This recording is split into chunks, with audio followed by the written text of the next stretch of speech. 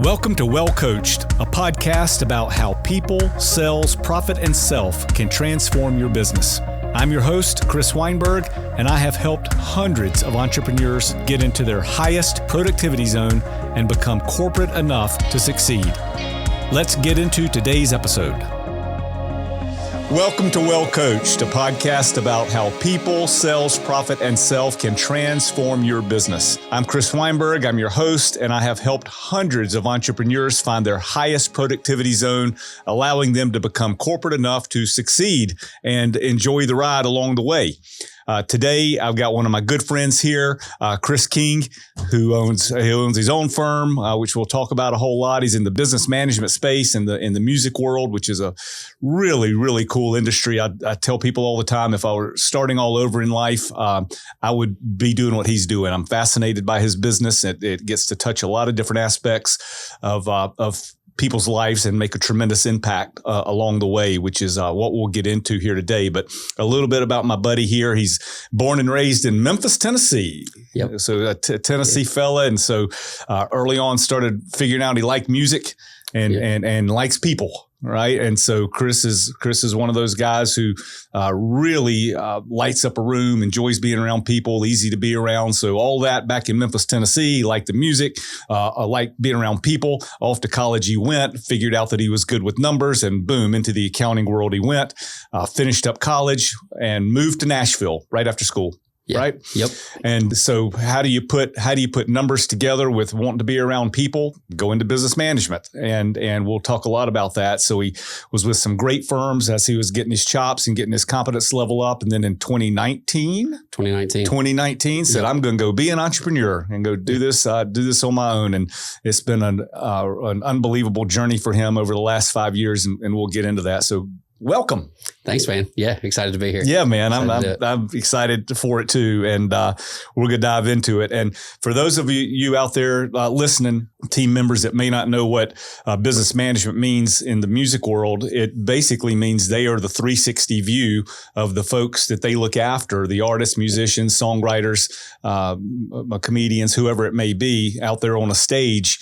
Chris and his company, they're the backstop to make sure that those people handle their money the right way, whether that's buying houses or going to the grocery store or buying a car or whatever it may be.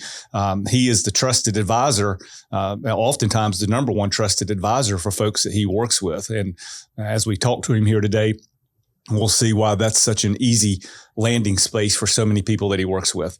We're going to stay in our lanes of people, sales, profit, and self. I'm going to start firing some questions and we'll go from there. All right. Sounds good. All right. Cool. So 2019, you're up and running. You go out there and talk to me about the evolution of how have you built that team and are continuing to build that team? What are the things that you're looking for? What kind of people are you putting beside you? How did you know when it's time to start bringing on somebody? All that stuff. Yeah. No, I mean, really after working with a big firm for 8 years, kind of decided, hey, I want something that's more that you can hang out with your family, that it's okay to cut up, that it's not so corporate structured. And so really just started with, hey, I want something that is fun loving. Everyone, whether it's clients, employees, whatever, comes in, they feel welcome. They know what's going on. It's, we can have a good time. We can also be really good at what we do. Yeah. And so it was, I'd had my first kid by that point, and I was like, hey, I don't want to work a 9 to 5:30. If I want to go to a kid's ball game, if I need to go to school for something, I want to do that. And most big firms aren't allowing that. At least we're not pre-COVID. It was 9 to 5:30 and that was it. Yeah. And so I really just set out to start a company to where it's like, hey, we can be good at what we do. We can go get clients. We can be successful. And then we can also have some time to where we can do things that we need to do in life. Yeah. Knowing that we're on call 24/7 for clients. Awesome. All right, podcast land. Remember, one of our sayings is corporate enough, right? Putting in enough structure to let the business grow and thrive, but also maintain some flexibility, freedom, and creativity, and being able to see the kids' ball game. And that gets back to bet on yourself, right? And so while you may not be free all the time, at least you're creating the freedom that you do have instead of having someone else tell you what you can and can't do. Absolutely. Tell me about your first team member and how, and from that evolution, because you're up to 14, is it? I think we're up to 19. 19, my God. Yeah, up to 19 employees now. Tell me about the evolution of that, starting with your first one. Yeah, first hire was Lucy, straight out of college. Met her, she came in, and really just we started to. It was that whole aspect of like, hey, we we gel well together. We can hang out outside of work. We can do things at the office, and really just built that team environment of wasn't someone that had a ton of accounting knowledge, didn't have a ton of, music industry background, but really just someone that liked people, that wanted to be around people, that wanted to help people be successful coming up from, a tiny artist to selling out stadiums. Like that was the goal. And so I kind of got lucky with the first hire being the perfect fit for exactly what I was looking to do with my company, and really that wanted to learn things, that also could help me to bounce ideas off of. Obviously, I knew going one person into this wasn't what I was looking for, wasn't what I wanted. Right. And so really having someone there that understood it quickly, helped, I think, grow the business really well. And she became quickly and remains your right hand and just loyal soldier and gets it done. Yeah, which has been awesome. Here's another one out there in podcast land. Being friends or liking the people you work with, that's a benefit. It's not a requirement. And so in so many places you work, you may hate the people you work with or whatever. Chris works hard on having a culture where that benefit just about is a requirement. They're going to get along. And how do you go out? How do you continue to build the team that way? What are things we look for because I know we're looking for accounting competence. So are we looking for anything else in terms of fit? Yeah, for sure. No, it's definitely, as we've gone from 2 to 19, it's changed a lot. Yeah. There's not everybody's hanging out, not everybody's doing everything, but we get along. We know how to talk with each other. We can have constructive criticism or constructive conversations while also getting to the end goal. But really when hiring someone, I think the biggest thing to me is like how they communicate. So much of what we do, and especially, no matter what you learn in school, accounting can come to you. Yeah. It doesn't matter if you have anything. I've worked with people with English degrees, with social study degrees. It doesn't matter as long as you can learn the task and learn the skill that you have. But really, it's hard to teach someone how to communicate with somebody and communicate effectively, especially when the people we're communicating with are artists that don't want to know, don't care, need to know how to run their business, but we're in charge of helping them with that. So if you can effectively communicate with someone and have that rapport, to me, that's the biggest piece of hiring over even the accounting knowledge. That's, man, you're walking me into our core stuff here, because we talk about here that the thing that you're the domain expertise in, for us, it's accounting. Not enough, because someone down the street is also good at accounting. To your point, anyone can learn it, except me, maybe. And so at the end of the day, people skills is what takes you to the next level. Yeah. And you use DISC. We use that as in terms of getting predictability of how folks are going to communicate. Yeah. Which helps a ton. Yeah. Just being able to communicate with someone, know the way that they learn. And I think that's, also when looking at somebody, it's getting them to understand how to train someone. How do you do those kind of things? And communicating effectively with each other is the only way. The way I learn is not the way you learn. Right. How do you train that? Yeah, that's good.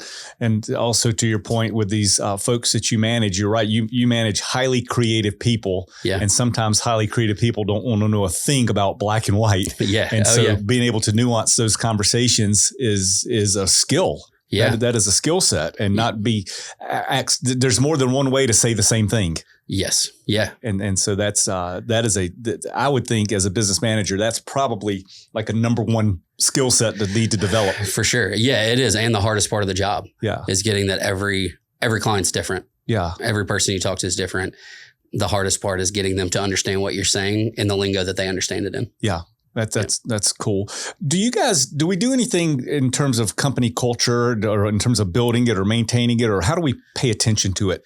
I think it's just, still even, I know we're not huge yet, but at the size we're at, being in constant communication, like showing our faces, showing that I'm still around, like building that culture of having fun times. We'll have happy hours every couple of weeks, doing company events, things like that, to make people realize like, hey, we're in here, we're working hard. We might be here long hours, but like we can still cut up. We can still have a good time with it all. Yeah. I think is the biggest piece that we're still trying to figure out. It's like you get so big that we've got to put certain measures in place just to protect ourselves, but we still want people to have a good time. Yeah. Corporate enough keeps expanding a little bit, right? Yeah. As you grow, and culture means so many different things to so many people, and it's a hard thing to chase. And so oftentimes the best way to chase it is just showing up and being yourself and showing people what you stand for. And hopefully they share the same values or appreciate that. Yeah, for sure. Yeah. No, and that's what, we tell everybody, like, don't change who you are. Right. I'm the same person 10 years ago that I was today. Yeah. People are either going to like it or love it, but that's the culture we built, and that's the people we want around us. That's a good segue to the next one.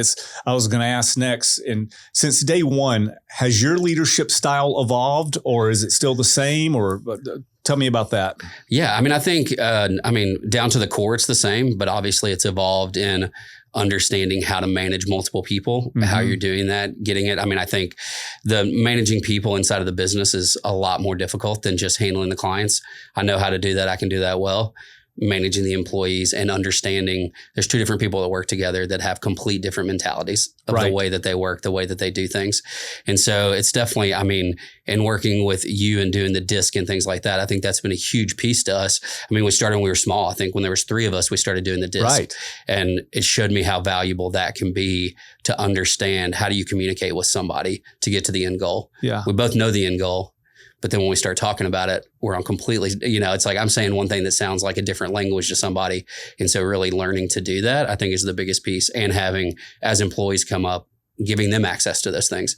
Anyone can reach out to you about my disc, ask those questions if they're having trouble communicating with me. Yeah. And so I think that's the biggest thing that's involved for me, is just understanding that every person is completely different, and making sure that I remind myself of that constantly to communicate with them. Yeah, that's great, because nothing is so unequal as the equal treatment of unequals, right? People are different, and especially in your line of work, you get some folks who may not be the best people-oriented type folks. Yeah. And what an Achilles heel that is, and you paying attention to that, and even surrounding yourself with people that are different than you. Like you and Lucy have a completely different, and then your partner Mallory, y'all aren't the same people, and being able to navigate those relationships and having a tool like this helps us shorten that curve for sure. Yeah. Yeah. And I think I think the hardest part of the kind of management style is understanding that not everyone wants to be at the top. And getting that, it's like starting out with a small company. We had 3-4 people that all saw themselves as a business manager at the end of the day. Yeah. As we've gotten bigger, it's understanding, okay, we need people that don't want to be that. Yeah. We need people that want to do the work, do a great job at it. Maybe they don't want to communicate with people outside of the office. Maybe they just want to do the work, and that's it. Yeah. And I think that's been the biggest, not struggle, but learning how to do that. Yeah, it's a learning, right? Yeah, because your natural tendency, and mine too, is like, what do you mean you don't want to be around people? Yeah. Right? But some people are better in front of a spreadsheet than they are in front of people, and vice versa. And that's okay. Everybody can eventually find their right station in life, and not everybody needs to be like you. Yeah, for sure. We don't need another you. No, for sure. we got one already. Definitely. What about, you take a lot of pride in making sure that clients have one-on-one experiences and are easy to get to. How do you guys go about that? How do you? I think it's just, continuing to remember that they are each different. It's like it's dealing with people and how they're each different. And I think a lot of like accounting firms you go into, they've got one model. They go, everybody fits in the exact same mold. This is the way they do it. There's nothing different around that. And we really set up KBFM to be different than that. We can send out reports the way we want to. We can do different things. We're not really monitored by like having to, obviously if a creative looks at a tax return, they have no idea what they're looking at. Right. So we try to make sure that every client understands exactly what's going on and fit into their mold. Yeah. I think it takes 6 to 9 months really to get to know somebody, understand the way that they work, what it is. And then, it obviously evolves over time of clients I've been with for 9-10 years, but it's really making sure that we know everyone doesn't fit into that mold. Every person is completely different within even if 2 are on the exact same path, they're doing the exact same arenas, doing all that kind of stuff, they're still different in the way that they learn. And so it's constantly trying to remind ourselves that, hey, just because client A does this and B does it, we need to show them different information. Yeah. They may hear it different or pay attention to it differently. So adapting your style. Okay, cool. Let's move on to some sales questions. Talk to me about client acquisition. How have you built that? How have you built your roster of clients? How does that happen now? Like, how do we go get people? Yeah. A lot of it's networking. Okay. We've had some clients come in from other clients that they know, maybe a songwriter's in a room talking to somebody else. And then they reach out to me or whatever. But a lot of it's networking with different, whether it's people in the music industry. So whether it's people at record labels, if it's managers, if it's lawyers, if it's booking agents, whatever. And really just, it takes time for someone to, with what we do being so confidential and just, we see every piece of a client's business. Yeah. I think earning someone's trust and letting them realize, okay, they know what they're doing, what's going on, and just constantly following up. Yeah. There's still people that I've talked to for 5 years. We don't have a client together, Right. but still building that relationship for one day when someone does reach out to you, having that and not trying to get frustrated that, hey, I've talked to this person forever and nothing's come of it. Yeah. And just reminding myself, hey, it's not just about getting the business. That's an amazing, man, you were just teeing me up left and right to say the right thing. What I would say to that, guys, is not every business is a transactional business where Chris doesn't sell widgets. And so the sales cycle is longer. Yeah. Right. It's a longer sales cycle. And so for those of you out there that might be getting going or selling something, that if anytime you're selling like trust, that's going to be a longer sales cycle than I want to go buy this widget today. And so don't get discouraged or hung up that it takes time. Rome wasn't built in a day. Yeah. People don't fall on top of mountains. You've got to climb them.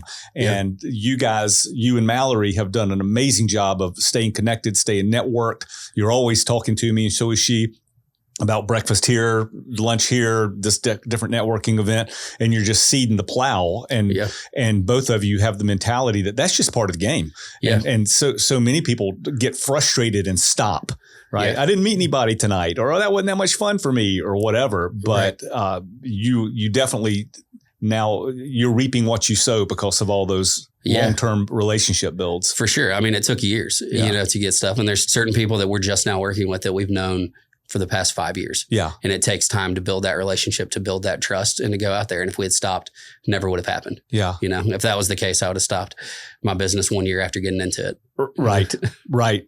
Once you're able to start meeting with a potential client, what's our value proposition? Why should they be coming with us instead of maybe another business manager? I think it's really just, showing them the differences, showing them the way that people interact, knowing us coming from some different firms and just knowing a bunch of people that do what we do at different places. Yeah. It's getting them to understand a lot of it within business management to me is personality.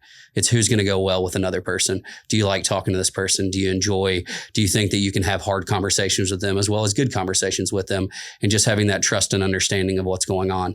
At the end of the day, all accountants do the same thing. It's the way that they do it. It's the way that they talk with you. It's the way that you can have conversations about what your needs are in life and how we're going to meet those versus just, we're not someone's parent. I'm not their boss. They're my boss. Yeah. And I'm here to show them how to grow their business or how to operate their business effectively. Yeah. And so I think it's just getting them to feel comfortable with you so that they will understand you. Okay. And that way they can, if they think it's our idea and it's not theirs, most people are not going to like it. It's like your wife telling you something without you coming up with the idea yourself. Yeah. Might not be as happy to do it. You're starting to get personal. Yeah. That was painful.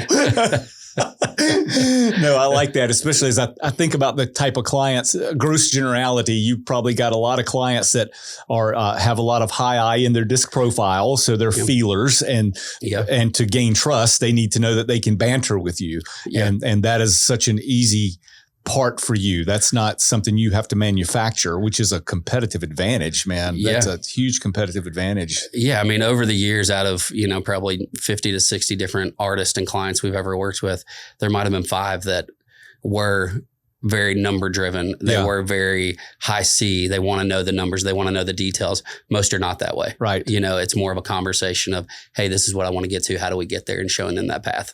That's phenomenal.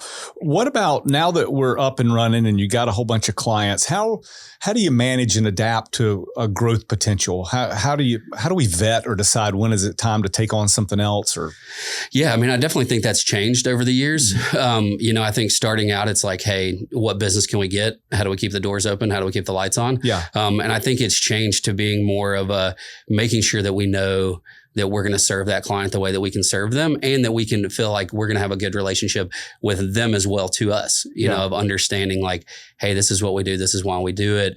These are the things, and really just building that trust, I think. And current clients, it's making sure that they know we're still here, that we're available, of things like that. In the world we're in today, it's always the next biggest thing. Mm-hmm. And so it's making sure clients know, hey, we're evolving as well in business. We're not staying stagnant. We're changing the way that we're doing things, and we're evolving with the way the world is changing. Okay. That's good. And you spoke to something that is a kind of a recurring theme that I like to talk about to folks too, in terms of when you're a new entrepreneur, you take a check from anybody who'll give you one. Absolutely. Right. So your funnel is really wide. Please give me a check. So we'll do business with anybody. And then as you get going, focus yourself down the funnel as time goes, but don't be overly picky about who you want to do business with on the front side of your business, right? Don't be too cute for yourself. Take money from people that want you, even if they don't hit your core target utopia. You can grow yourself into that over time. Yeah. Right. I think it's just I think it's probably the entrepreneur's mind frame of always afraid to miss something or miss the next big thing. Mm-hmm. And it's realizing that, hey, something else has come along. Whatever's meant to be there will end up happening. Yeah. Don't just jump on something just because you think you're going to miss out on it. Yeah. Does it actually fit once your business is at a place to where you decide, hey, now we can be a little more picky on it? Yeah. That's great perspective. Okay. Thanks. Thank you. Let's talk about financial management a little bit. So what are some of the key financial principles that you follow to make sure that we are keep the lights on and grow profitably during this growth phase? How do you handle that? It's difficult, it's changing and stuff like that, but it's definitely always trying to, if you asked me and Mallory, my business partner, it'd be completely different mind frames of the way that we're doing stuff. Yeah. I've still got just a big bet on myself of the way things are going. We obviously want to bring certain clients in that can pay it and do things like that. But there's a lot of I think the business management business is hard to completely evaluate, like, okay, this client brings in this, so it's worth these amount of employees or anything like that, because we've got a starting out artist that a lot of times might have more, take more time consuming on the employees than somebody that's selling out stadiums. Right. And so it's balancing that act of, okay, what teams do we want to be involved in? What clients do we believe in? How do we do those things? But still understanding at the end of the day, we're here to make money. We're here to bring a profit in. And so it's just constantly, really just figuring out what is that. And with clients as well, it's like, okay, we've, been with a client for a long time.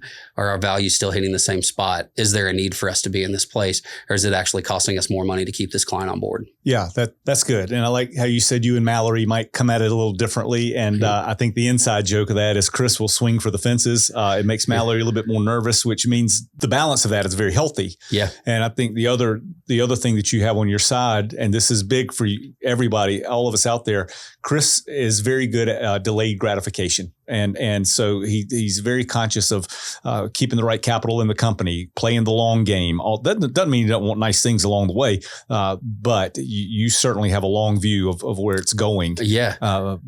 And enough nerves to swing for the fences. Yeah. And so and I think if you can be at a point starting out your business to not take anything from it and build up that capital, that obviously helps me now to be a big dreamer and to swing for the fences, knowing, hey, we've got a reserve sitting there waiting on that. Yeah.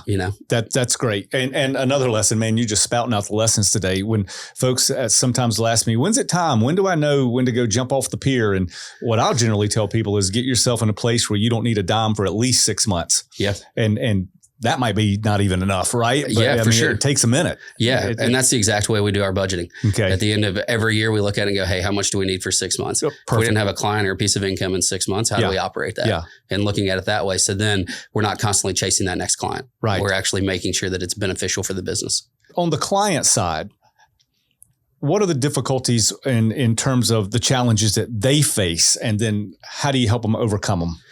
Yeah. A lot of it, I think, is fame comes before the money. Okay. And so as clients start to rise, or say an artist has their first single out at radio and that thing blows up, they're not really seeing any of that benefit financially, probably for 6 to 12 months after that. Okay. And so helping them to keep expectations low, to not see, okay, well, this person thinks you have a number one, so you need to go this. You need to have 3 buses. You need to have a truck out here. You need to do all this sound and lights. You need to do these kind of things when you're still at a smaller size and you don't really need that. Yeah. And so I think it's helping them to manage those expectations of keeping them grounded. Yeah. I guess would be the easiest way to word it. And you're the guy that sometimes you're the antidote, because they probably got other people in their ear going, get the bus, go buy the Lamborghini. Yeah. Oh, for sure. Yeah. Ours is it's black and white. Yeah. Our numbers are black and white. The way that we present them aren't necessarily that. Yeah. It's like you've got to show people why that is. But at the end of the day, The numbers don't 10 lie. is greater than 5. Right. We can't make that up. Yeah. Even if that's what you want, I can't make that work. It's still bigger than what you're actually bringing in the door. Yeah. And so helping manage those expectations isn't the easiest thing in the world, but it's also showing them how do they build their wealth individually as well. Yeah. If you don't go and do these things yet and keep it simple while it's still working, we're going to build up your wealth. So then if you need to go a year and make no money, we can blow it out of the water and do what you want to do with it. Yeah. And that's huge because they get hot and cold, right? I mean, some years they work, some years they don't. Sometimes a single hit, sometimes it doesn't. I mean, Yeah. The ups and downs of the music industry are just so great. I mean, even on a songwriter side of things, you might have a number one and not have another one for 4 years. Yeah. How do you make that last? Right. How do we not spend it all right this second? How do we make sure that this income is going to last you because of the ups and downs? Yeah. Yeah. So sometimes you're you really the adult in the room. Yeah. With what I see a lot is sometimes these folks that'll get hot, they get people around them who try to talk them into the wrong thing. Absolutely. And so that can make you the unpopular guy. But so what? That's what they're. I mean, you're the backstop. Yeah, I think it's the hardest part for all of us. As anybody grows in wealth, their tastes change, what they want to do change. And so it's helping them. We're there to help them stay grounded, to not let those things get in their mind or to protect them from themselves, really, at the end of the day. What would make you let go of a client? I think a lot of it is just not not listening, or not taking the advice. Yeah. It's like once we get to a certain point, and it can come with the amount of time you've been with somebody, you get so comfortable that then the advice turns to, hey, they don't really mean it, or they just stop listening anymore. So a lot of it is just if it's things that they're doing that we don't agree with or that we don't think is actually going to help them and it's going to be detrimental to them. Yeah. We obviously try to get them on the right path, try to help them get out of that space. Yeah. But if it's like hey, I'm still going to keep spending, I don't care what it is, you need to figure that out. There's not things that we can figure out. We can't go get them money. We can't do those things. We can only help manage what's there. So that's a lot of it for that is much less of the, if they don't have any money, if they're not paying us, anything like that. It's really just still having that mutual trust with each other, that we're listening to each other and understanding each other of things. Yeah, that's good. Okay, let's move to the self part. Talk to me about what your personal motivation, like where are you trying to go and what's driving you every day? Yeah, no, I mean, I think me and you have talked about it a ton. I don't have an end goal. I don't know what that is. It could be a 400 person firm or it could be 30. You just walked me into another one. All right, podcast team members, here's the thing. You do not have to have an end goal. Every book, or not every book, but lots of books or speakers out there will tell you what's your 10-year plan or what's your exit plan. It is okay not to have one. The world changes too fast. Yeah. And especially if you're at a certain age where you're growing your business, you're having a good time with it, it's on the trajectory up. It's okay to not have an end zone, right? And it's a journey. The journey's the thing. And so, I think it's hogwash to everybody say, start thinking about selling your business the day that you open it. Go run the business. Have some fun. If you take care of business, those opportunities will present themselves when the time is right. Yeah, absolutely. So that's I love that you've got this thing. Well, hey man, we're just doing it. Yeah. I mean, I definitely look at it as long as if we're putting out the same service at 5 people as we are at 200, why would we not continue to grow the business? That means things are working. It's doing well. And I mean, self-motivation is, I learned from a young age, my parents raised me as far as, hey, they want me to live a better life than them. My self-motivation is my wife and my 2 boys. Is how do I make sure that within means, anything that they want, they can get. You know, we don't have any needs right now. We're very fortunate and lucky of that we've got food on the table. We've got a roof over our head. But it's also just the driving in me of like, hey, if they want something, let's go get it.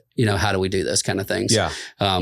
And kind of just, I mean, there's I work hard to go home at night and have fun when we're at home. That was going to be my next question. How do you've got this intense passion for what you're doing inside the office. How do you maintain the balance when you're not there? Yeah, I mean, it's definitely hard. It takes time. It's definitely, as you know, I've been married 15 years now, and having that relationship at home when you do have a family is the hardest part of getting them to understand. I probably over-explain to my kids why dad works so much, because I'm afraid that they're thinking something, even though they're little and they don't think anything about it in the world. Yeah. But in my mind, I'm like, hey, do they understand why dad's not here? What's not going on with that? But really just making time to be at the ball games, to be at the school graduations, to do those kind of things, and it's one of those things, at first starting the business, it's always a client will call you in the middle of it where you're afraid not to step out and take the call. Yes. But now it's like, well, hey, if I call them and they're busy, they're not going to answer me either. Right. Nothing is too urgent that probably 30 minutes or an hour can't wait. Yeah. If it is, we can handle that situation, but most things can wait, and it's understanding your mind frame to train that way. Cause I'm not built that way. Yeah. I'm built to, as soon as something comes up, I'm going to handle it that second. Right. And making my mind understand it's okay. Like spend time where you need to spend time. And then you're going to be more focused when I actually do get the work done. Yeah. And then you also have a pretty good partner who understands and gives you a lot of rope to go run the business. Absolutely. Yeah. It's been great. I mean, Mallory's been 3.5 years now, 2 years as a partner, and just getting her to she lets me dream big. She lets me go wild some, but also is there to bring me back, and her understanding those as well. It's like, hey, if one person's off, take over for the other person. Right. She went on maternity leave last year. Yeah. And it's like, hey, take some time off. Let me handle what you need to do, knowing that if something happened to me, she did the exact same thing. Yeah. Yeah.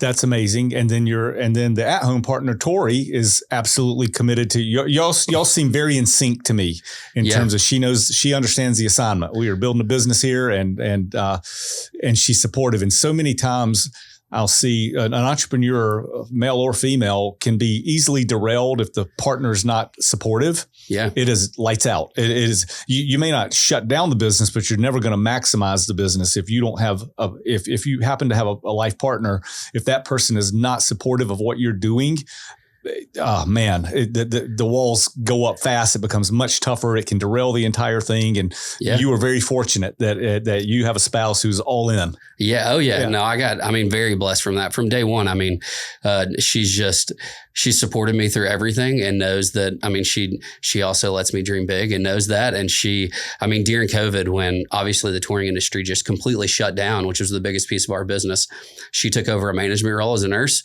to bring in income. So I didn't have to pay myself for 2 years. She did those things to where now, a year and a half, 2 years ago, was able to give her the ability to stay at home. And she believes in the business. She helps out with things. She's doing some of our HR needs since she has that that background in hers. But having her to believe in me and understand and to help with the kids' things, help with the house has been, there's no way I could have done the business without that, with having a family. If she had not been as all in as I am on it, there's no way that I could be where I'm at right now. Well, that's amazing. And we'll end the self part with, Chris has got really good foundational blocks around him, whether that's Tori, whether it's Lucy, whether it's Mallory. So as for all of us, as you continue to grow, put yourself around people who can understand your vision. They don't have to think the way you think, but you want cheerleaders around you and folks who can bring different perspectives, hold you accountable, and allow you to be in your highest productivity zone.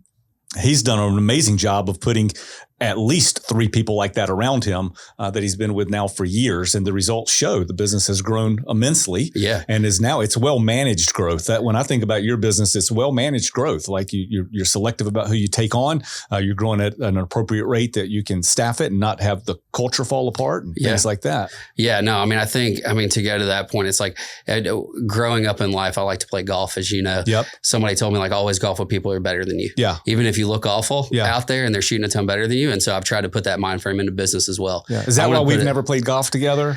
No, I doubt that. I play a lot, but I'm not, you would never know.